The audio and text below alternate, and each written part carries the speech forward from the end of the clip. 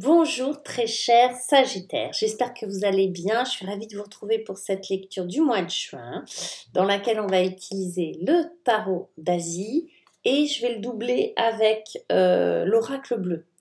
Ce sera plus dense, ce sera plus riche, on aura plus d'infos. N'hésitez pas à aller voir votre signe lunaire et ascendant, je le dis toujours.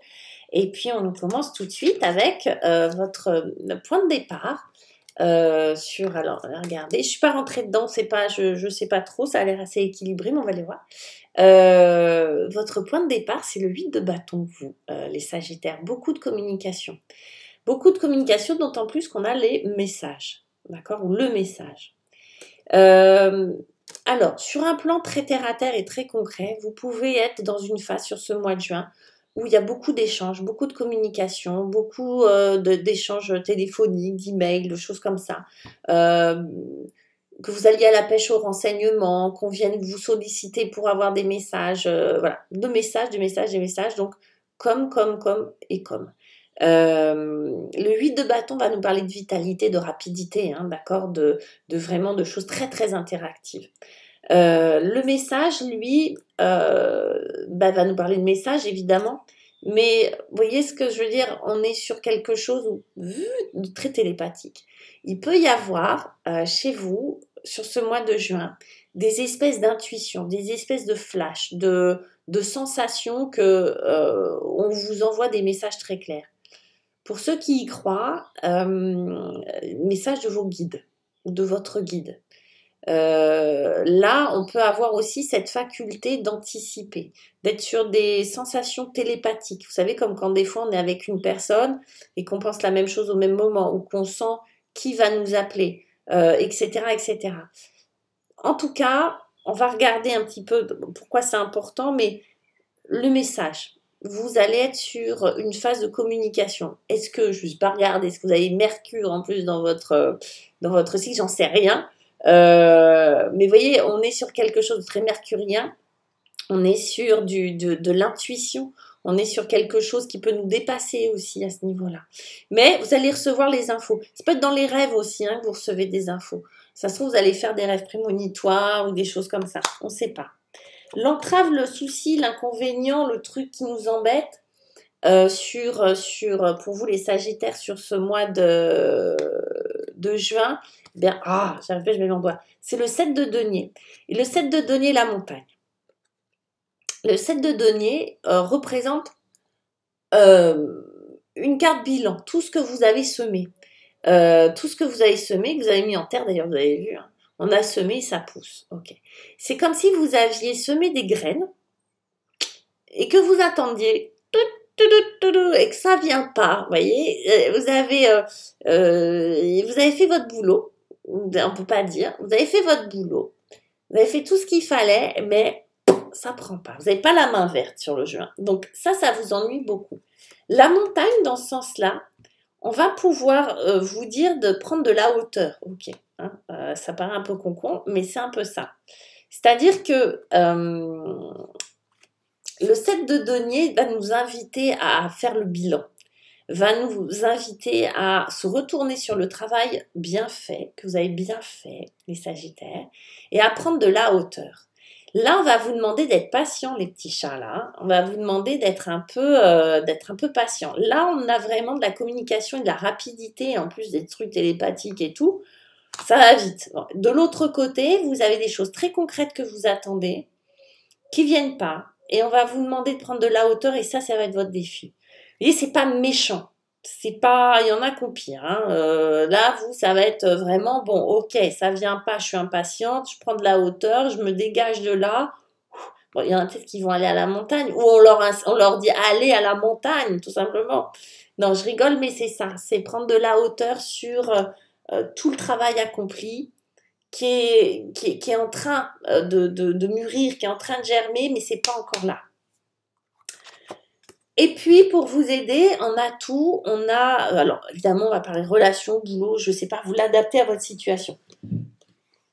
Alors, on a l'empereur, l'arcane majeur. L'empereur, lui, c'est quelqu'un qui dicte les règles du jeu, ok? Quel contrôle. Qu'a le pouvoir de décision, qu'a le pouvoir de mettre des limites là où il faut mettre des limites, qui sait délimiter son territoire, qui connaît son territoire, d'accord? Déjà, il le connaît ses limites, il connaît celles des autres, il connaît son territoire, il met les règles du jeu qu'il a envie de mettre à l'intérieur de son territoire parce que c'est chez lui, et du coup, c'est accompagné du changement. Et le changement, il est peut-être là pour vous. Il y a peut-être un changement de règles du jeu. Je m'explique. Ne prendre l'exemple d'une relation. Vous avez décidé de changer les règles relationnelles qu'il y a entre vous et l'autre personne. Que ce soit dans le travail, entre vous et un groupe de personnes. Les règles du jeu entre, je sais pas, au sein de votre famille. Il y a un changement sur la façon dont vous avez de gérer les choses, de contrôler les choses. Pour certains, le changement, ça va être juste d'apprendre à contrôler les choses, ça va apprendre à dire non, apprendre à mettre des limites, apprendre à explorer votre territoire. Peut-être qu'il y en a qui prennent juste conscience qu'il y a effectivement que vous avez un espace qui vous est dédié, en fait, d'accord? Un espace qui vous est dédié, c'est à la fois très concret, hein, ça peut être un espace vital, mais c'est un espace de temps, par exemple, d'accord? Ok, mais je m'accorde le temps de faire ça. Je m'accorde cet espace de loisir-là dont j'ai besoin, d'accord? Et le changement, il vient peut-être de là. Okay. Ou alors, c'est effectivement un changement dans la façon dont vous avez de gérer les choses. Et c'est bien aussi. Peut-être que la patience, la prise de hauteur que ça vous demande, va permettre ce changement. Parce que parfois, il faut du temps, vous voyez, il faut de l'espace pour faire les choses. Il faut de l'espace-temps, en fait, pour que les choses puissent se transformer. Et puis, vous finissez ce mois avec le valet de bâton, qui nous invite à... Alors là, le valet de bâton, il est très marrant, parce que le valet de bâton, c'est l'enthousiasme. Vous voyez, c'est... On y va. Le valet de bâton, c'est vraiment la créativité, l'enthousiasme, le désir, la passion. Et avec le valet, on est vraiment sur une énergie de découverte, d'enthousiasme, de prise de risque. Que ça soit dans une activité, que ça soit dans une relation, que ça soit tout ça, on est dans une espèce de nouvelle confiance, en fait. Vous savez, les bâtons, c'est vraiment de la vitalité, c'est vraiment du désir, c'est vraiment de la créativité, mais ça peut se faire qu'accompagné de cette confiance-là. Donc, il représente à la fois ça, cette vitalité et cette estime de soi, on va dire.